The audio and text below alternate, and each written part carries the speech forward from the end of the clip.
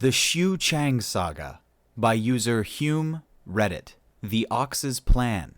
Part 2. Regari was reaching for his pulse rifle almost before the rich planes had finished tumbling. It was possible it was a simple engine failure, one that would be embarrassing for the captain, requiring a day or two of repair before the ship could be underway again. But Regari was not assigned to the ship to deal with incidents which were merely embarrassing. He'd been sitting at his desk in his quarters, filling out reports on his tablet, when the gravity went wild. He was lifted out of his seat, his legs bumping against the table and giving him just enough time to grab a hold of it, his claws automatically unsheathing to grant him more purchase. Then the ship had leveled out, hurling him down to the deck. He scrambled to his feet, pulling breath in through bruised ribs. His quarters had no windows, so he grabbed his rifle from the storage rack and stormed out into the corridor. The crew of the ship scrambled around him, roused from what they'd thought would be easy third and fourth shifts. Regari didn't know the expressions of aliens well, but he was certain there was more than alarm in the faces of the Vizgatik and Rikatupche who dashed past him. There was fear. Fortunately, there was a Gaoian among them, a young One-Fang, possibly the shuttle pilot who had delivered the females. "Brother!" Regari grabbed hold of the boy before he could dash by. "Brother, what happened?" The young male ducked his head. We've been torn out of warp, brother." He resisted the urge to snap that was plainly obvious. The youngster looked on edge as it was. "Torn? Not an engine malfunction? Who attacked us?" The One-Fang's ears were flat against his skull. Hunters, brother." Regari felt his heart go cold, then clenched his teeth, discarding the reaction as useless. "Go to the armory. Fetch yourself a weapon and as many of the portable kinetic barriers as you can carry. Bring as many of the brothers as you come across, and meet me at the landing bay." "The bay?" The young male blinked. "Are we evacuating?" The set of Regari's muzzle was grim. "No. That's the most likely place the hunters will breach the hull. Bring our brothers, and be ready to fight." "Hunters? That's a hunter ship?" Xiu asked, her voice timid. They'd watched as the big hunter vessel, not a swarm ship, but larger than a standard pack ship, thrusted toward the disabled diplomatic ship. The hunter ship was wide and flat, with thrusters on the back and a breaching tube mounted on the front like a grotesque proboscis. When the big Gubnaragavendragon ship had shaken, Ima had known that tube was now piercing the hull, and hunters were invading. "Ima, what do we do?" Xiu demanded.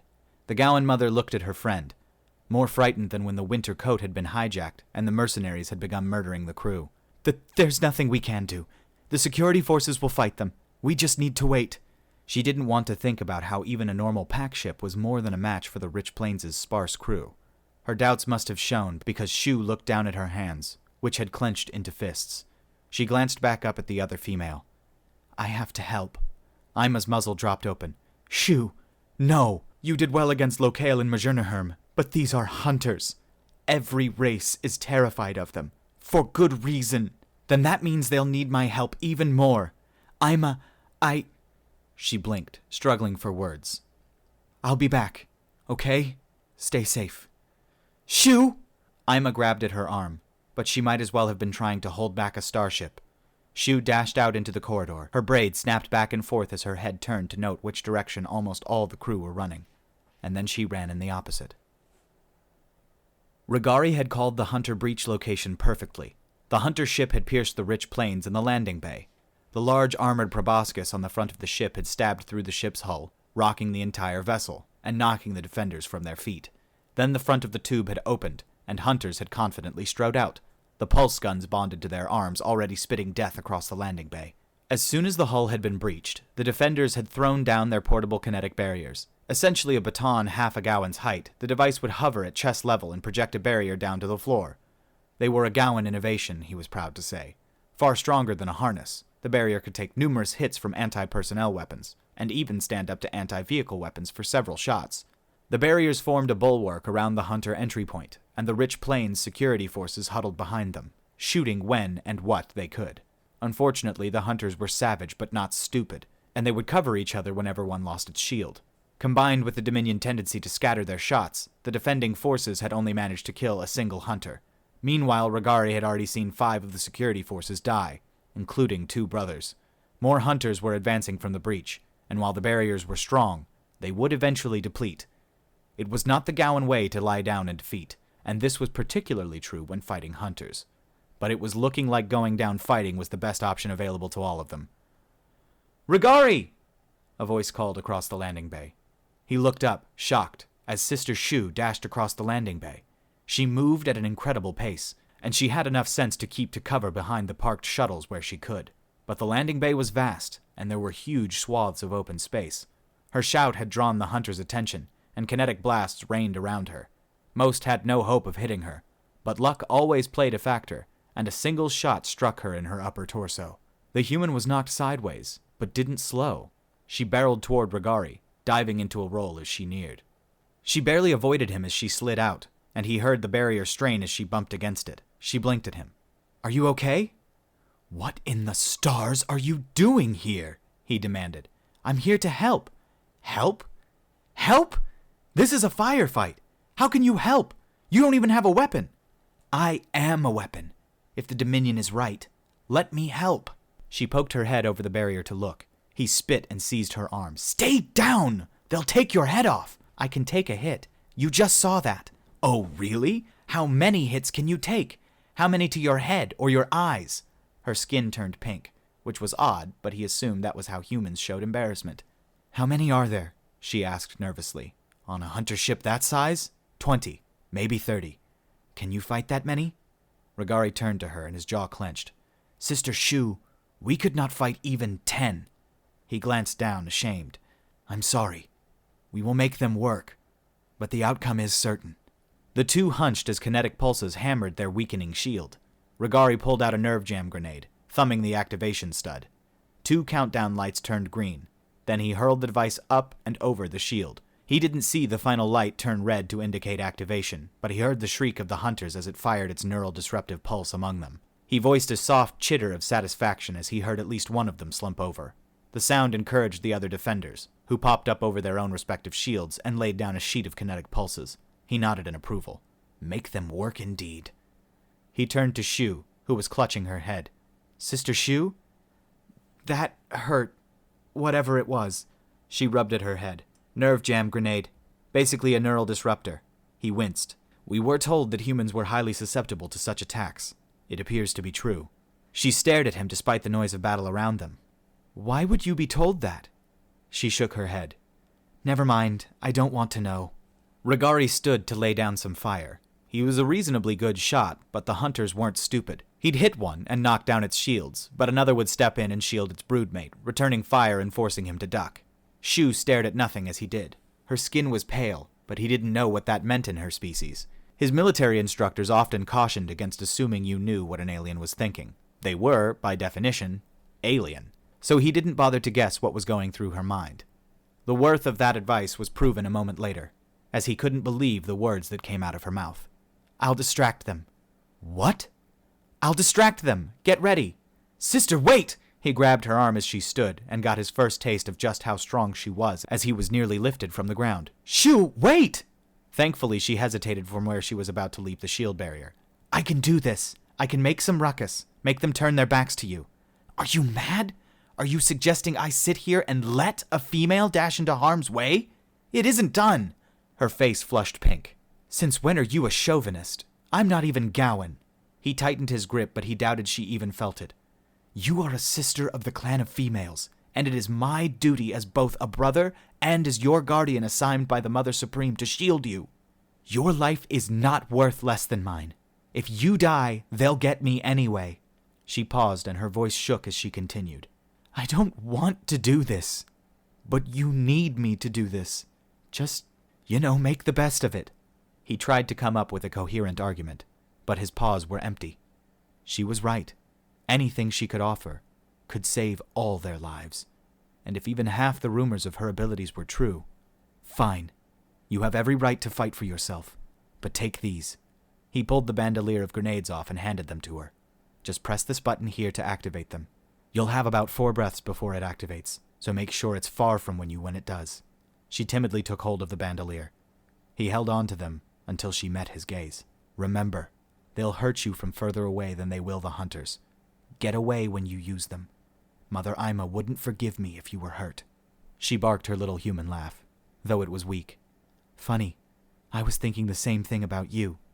He gave her a puzzled gaze as she slung the bandolier over her shoulder. "Give me some covering fire?" He nodded, standing, his pulse rifle at the ready, flinging white bolts across the bay. 2 more hunters had emerged to replace the one he'd managed to kill, and almost before his 3rd shot they were turning their cybernetic pulse rifles at him. He was saved by Xiu flinging herself over the barrier, jumping so far and high she seemed to fly. When she landed, she rolled, coming up into a run, straight at the hunters. The fearsome aliens paused, as astonished as everyone else in the bay. Nobody charged a hunter pack. Their weapons were soon turning toward her, until Regari forced them to split their attention, opening fire with his own weapon.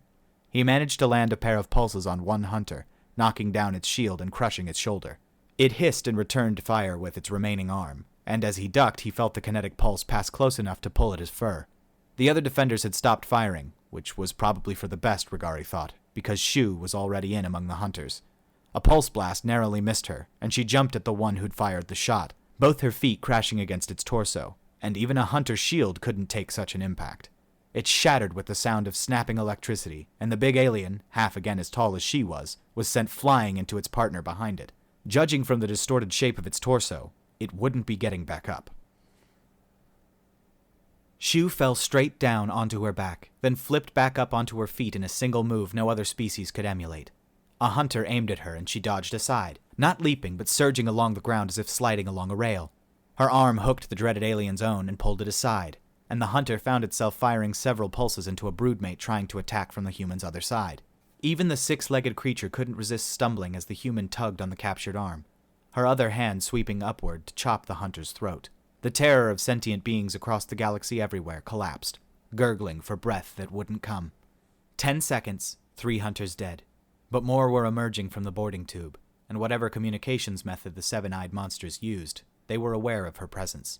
They exited firing, their heavy pulse rifles pounding and crushing the bodies of their dead broodmates as Xiu ducked behind the bodies, the pulse fire passing over her head or splashing against her fleshy shelter. Regari realized he'd been standing dumbfounded, and was damned lucky the hunters were more interested in the human. He'd offered them plenty of opportunity to take his head off. At least he wasn't the only one, and he covered his embarrassment by snarling at the others. "Don't just stand there, shoot at them!" He lifted his rifle and peppered the hunters with fire. The other defenders did the same, raining pulse blasts down on the hunters from all directions.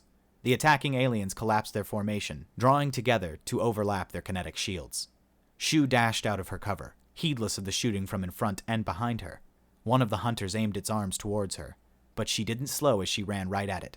When the hunter fired, she fell to her knees, sliding easily on the smooth fabric of her Gaoian-made overalls, letting the twin bolts of energy pass a bare arm length over her head. She bent backwards far enough that her long head fur trailed on the floor behind her, sliding completely underneath and between the legs of the hunters. When she emerged from the other side, she sprung immediately to her feet, dashing between 2 more hunters. Then she disappeared into the depths of the place no rational sapient being wanted to go, a hunter assault ship. The 3 hunters and the 2 just emerging turned to follow her, dismissing the other defenders as insignificant. It was then that the nerve jam grenade Xiu had left behind in the middle of the group went off. Only 1 hunter was killed outright, but the others lost control of their bodies long enough for the bolstered defenders to bring them down, one by one. For a brief moment the bay was quiet. The Vizcatic slumped with relief, and even a few of his Gaoian brothers lowered their weapons. "Keep your weapons up!" he snapped, and was pleased to see them jump. He pointed at 2 of the Vizcatic, the most useless members of the group as far as he was concerned, but he'd be accused of speciesism if he asked to trade them for more Gaoians. "You and you, get the wounded to the medical bay. Do it now. We don't know how much time she'll have bought us." Xiu ran through the tall, wide corridors of the hunter ship, trying not to think about how utterly terrified she was, or how she really didn't have a plan beyond get inside, make a mess. The ship wasn't as big as Furfeg's, but every ship was huge from her perspective, and the corridors seemed to stretch on forever. Unlike the diplomatic ship, which was well lit and colored with pleasant whites and blues and polished metal, the hunter ship was utterly alien, with softer light, darker colors, and the air was humid like a jungle. She'd met 2 pairs of hunters once she'd gotten inside and managed to kill them. She didn't have to think about using lethal force this time. These aliens ate people. They grabbed ships out of space, murdered the people inside, and ate them. Every human notion of good and bad she'd had, all the silly, shallow ideas of what was important, thrown away. She knew what evil was now, and everything else was just trite. She rounded a corner and nearly collided face to chest with a hunter. There were 3 this time, and they reacted swiftly to her appearance. The one in front of her was too close to shoot at her, so it swung its arm, trying to hit her with the gun that seemed to grow out of its flesh. She blocked the blow, guiding it up and over her head, her other hand slamming into the creature's torso. The shield collapsed under the first blow, and she hit it again with the back of her forearm, crushing the flesh underneath. The aliens had thick skin, like moist white leather, and it was as disgusting to touch as it was to look at. But whatever was inside would crack and crumble. The hunters made no sound as they broke and died, and somehow that was almost worse than cries of pain. They were communicating somehow, though, and learning. She spun, her foot lashing out to crush the foreleg joint of the hunter nearest to her, but even as she did, the third shot her, hitting her in the thigh and lower back. If ordinary pulse guns felt like a hard punch, then the ones the hunters carried felt like being kicked. She cried out and fell along with the alien she'd hit, more pulses passing over her head. She rolled behind the fallen hunter, using it as a shield. It wasn't dead and thrust an arm at her, but she smacked it aside with her foot, scooting toward it even as she coiled her legs. She thrust out like a pile driver into the hunter's chest, the alien lifted clear from the ground and thrown into its remaining partner.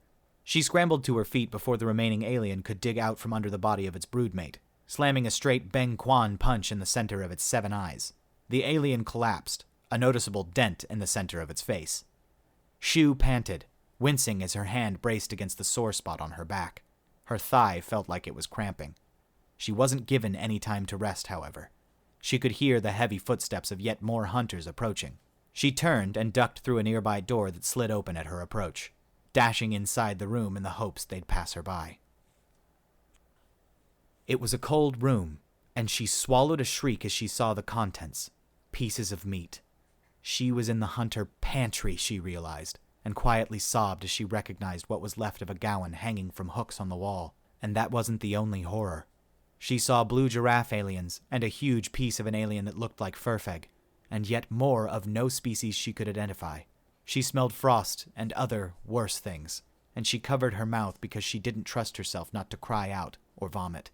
Tears ran down her cheeks and across her fingers. Evil. The hunters were evil, and every one that she killed made the universe a bit better. She closed her eyes and swallowed against the lump in her throat. On the other side of the door, the footsteps came to a stop. Obviously, the hunters were examining their own dead. Her heart raced, and she almost expected the aliens to find her from the sound of it. Thankfully, the door remained closed, the hunters either not thinking she'd hide, or thinking she wouldn't hide amongst the dead of species she called friend. They did not speak, making no sounds that could have been language or otherwise, and she wondered if they were telepathic or something. After a few moments, the footsteps faded away, following her path backwards, and Xiu mentally apologized to Regari and the others. The pain in her leg was only just fading, and she was sure she would have a massive bruise on her back for the next few days, assuming she survived. When she was sure she could walk without limping, she poked her head timidly out the door. No living hunters waited, only the 3 dead ones. The aliens hadn't posted a guard or even moved the dead ones. Did they care so little about their own? Or maybe the hunters were just busy hunting her. What was she going to do? Think, Xiu. How did she get into this situation? She was an actress, a student actress. Her dreams of being an action girl film star seemed so far away and utterly stupid. She was being forced to live the reality, and suddenly Wei's video games seemed so much more practical than being able to quote Shakespeare. She might be stronger and faster, but there was only one of her, and they had the guns. For a panicked, giddy moment, she wondered if she should go with her strengths. Maybe she could put on a play for the hunters, Romeo and Juliet maybe, and get Regari and Ima to help. The hunters probably preferred Hannibal, though. Xiu stopped the silly thoughts in their tracks, although it did help her calm down. She shifted. The air was so humid her shirt and overalls were sticking to her. The hunters seemed to like so much moisture in their air that it fell from the vents in wispy clouds. Xiu blinked. Then she looked up at the vent near the ceiling. The grate covering it was nearly twice the width of her own, admittedly slender, body, with metal holes she could stick her fingers through. It was secured with a dozen small bolts, and she wondered how well they'd hold on if she pulled. Maybe the movies weren't useless to her. She was the alien here, the xenomorph. No guns, but plenty of physical advantages. They're coming out of the walls. They're coming out of the goddamn walls. Let's book! Everybody liked Hudson, and Xiu found herself liking him a little bit more. She wondered if the Hunters had a loudmouth clown in their group. If she found him, she'd let him live. Until then, in the lighter gravity, she sprang up to the vent, her fingers grasping the grate and pulling. The metal pressed against her fingers but didn't cut her as she pulled, and with a shriek of tortured metal, the cover pulled loose, dropping her back down into a soft landing. She jumped back up and pulled herself in, carrying the grate cover inside and hiding it. It was time to do things the alien way.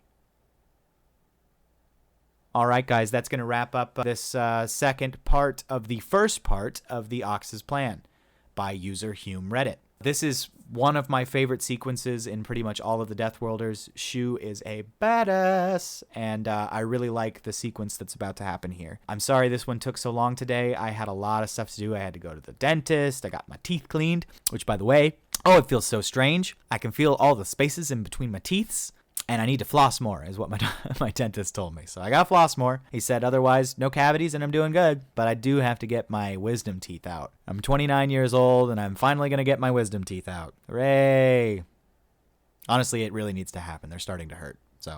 But anyway, guys, that is all I've got for you today. Thank you so much for watching. Thank you so much for being here with me and taking the time out of your busy lives to enjoy this moment with me. And I cannot wait to see you guys in the next one. All right, I'll talk to you later.